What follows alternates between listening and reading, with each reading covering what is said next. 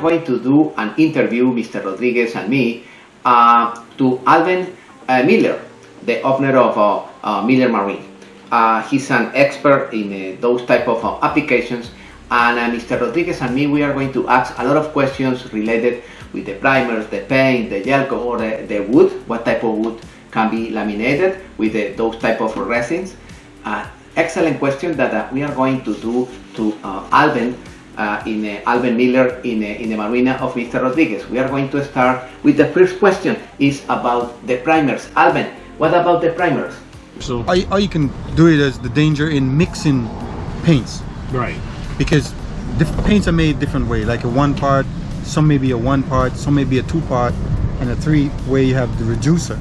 Right. But a one part, you can just take it out of the can, put it on.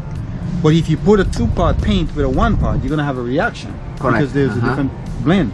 Right. Okay. And now we have another great question. It's about the all grip. Albert, what about the all grip? Can I use the all grip with metals?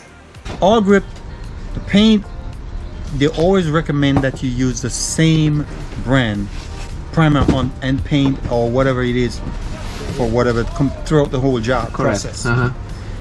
But in some instances, some cases, you may be able to use a different primer. Okay, right. That's clear.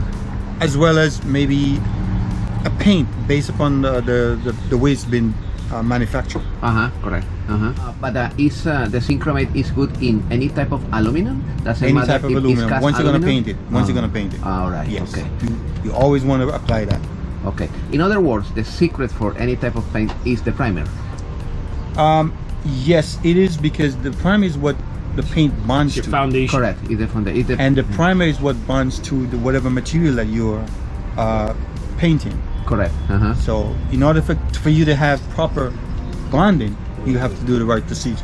And the preparation is another important factor, no? How you Well- clean, how you prepare the surface. Well, yes, especially because if you don't have the clean surface, you're gonna have reaction in the paint. Yeah. So here we go again. Prep is the most important. Very important. Most important part of any painting is the prep. It's very important. I don't care how good of a painter you are. Yeah, If that's you don't right. prime it Not properly, I mean, you don't prep it properly. Yeah. You're gonna have a problem.